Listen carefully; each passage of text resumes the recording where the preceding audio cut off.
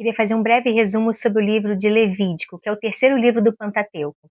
O seu nome se deriva da tribo de Levi, especialmente aos levitas, responsáveis pelos serviços religiosos do tabernáculo e posteriormente no templo.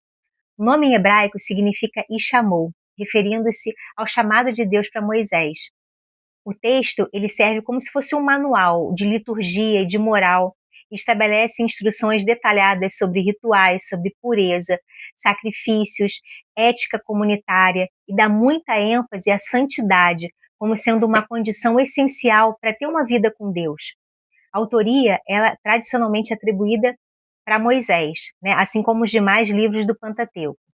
E essa visão ela é sustentada por correntes religiosas judaicas e também cristãs conservadoras.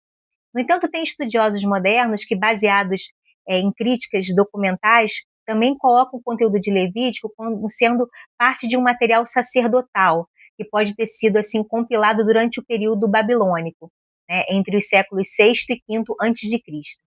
A teoria ela sustenta que os sacerdotes da época eles teriam sistematizado essas leis para poder preservar a identidade, a pureza do povo israelita em meio à diáspora. O conteúdo histórico do livro é o período após a saída do Egito, né, durante a permanência do povo no deserto do Sinai. A nação hebraica ela está recém-liberta da escravidão e ela precisava de uma nova estrutura, né, de vida baseada na sua aliança com Deus. Nesse sentido, Levítico ele vai fornecer as diretrizes divinas para que Israel pudesse se organizar como sendo um povo santo, um povo separado das práticas pagãs das nações vizinhas. A ênfase não está em narrativas históricas, mas sim em normas que vão moldar toda a conduta social, religiosa, moral. Levítico pode ser também dividido em duas grandes seções. Você tem leis sobre o culto, né, e o chamado à santidade. A primeira parte vai tratar principalmente do sacrifício dos sacerdotes, dos rituais de purificação. Já a segunda vai enfatizar como é que o povo deve viver em santidade e vai refletir o caráter de Deus em todos os aspectos da vida. O versículo-chave do livro é: ser santos porque eu, o Senhor vosso Deus, sou santo.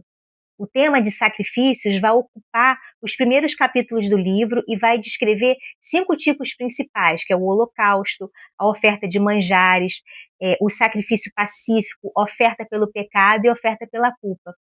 Cada um tinha uma função específica no relacionamento com Deus, envolvendo a adoração, a gratidão, expiação e reconciliação.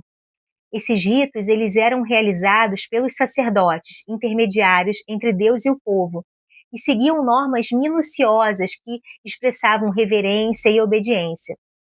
A consagração dos sacerdotes, especialmente de Arão e dos seus filhos, tem um lugar muito grande, né, no início do livro.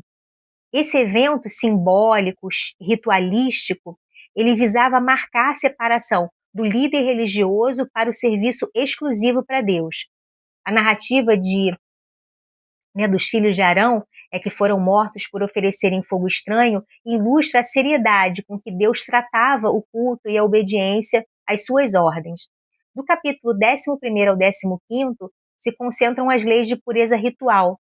São apresentadas normas sobre alimentos puros, impuros, doenças de pele como a lepra, secreções corporais e outros estados que tornavam a pessoa cerimonialmente impura.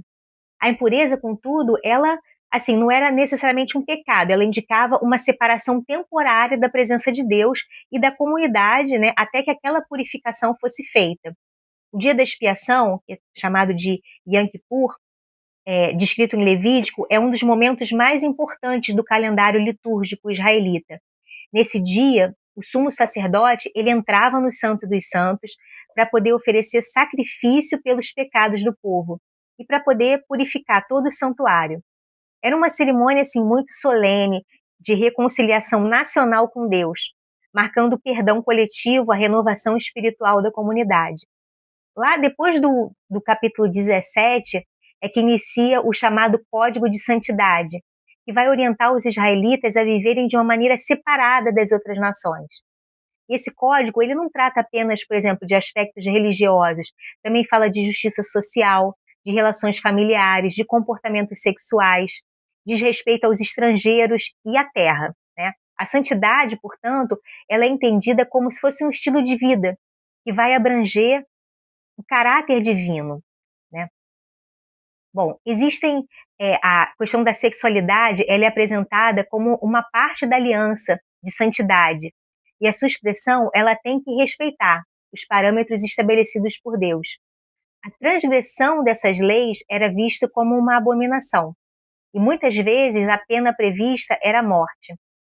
Lá depois do capítulo 19, se destaca a questão da ética relacional, né? Sintetiza normas de amor ao próximo, honestidade, compaixão com o estrangeiro e cuidado com os pobres. Existe a famosa frase que é o amarás a teu próximo como a ti mesmo, né, que aparece dentro desse contexto, né, indicando que a santidade ela vai se manifestar não apenas nos rituais, mas também nas atitudes práticas de justiça e de misericórdia à legislação que Deus passou, né? E também vai falar sobre o cuidado com os marginalizados, com os cegos, com os surdos, com os pobres, né? Isso era uma coisa que era desprezada pelas culturas da época, né? A lei de Deus inclui essas pessoas, protege, tá? A imparcialidade no julgamento, né, e o respeito pelo outro são elementos centrais dentro da ética de Deus.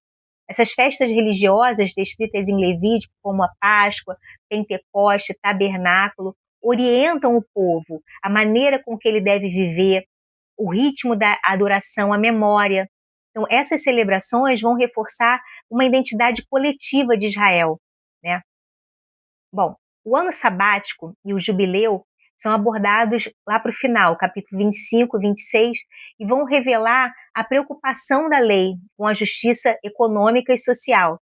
E por isso, naquela época, a cada 7 anos, a terra tinha que descansar. E a cada 50 anos, todas as propriedades voltavam para os donos originais. Isso impedia o acúmulo excessivo de riqueza e promovia uma redistribuição, alívio de dívidas. Esse sistema levídico, ele evidencia uma teologia de esperança, que Deus habita no meio do seu povo, mas essa presença exige pureza, reverência, santidade.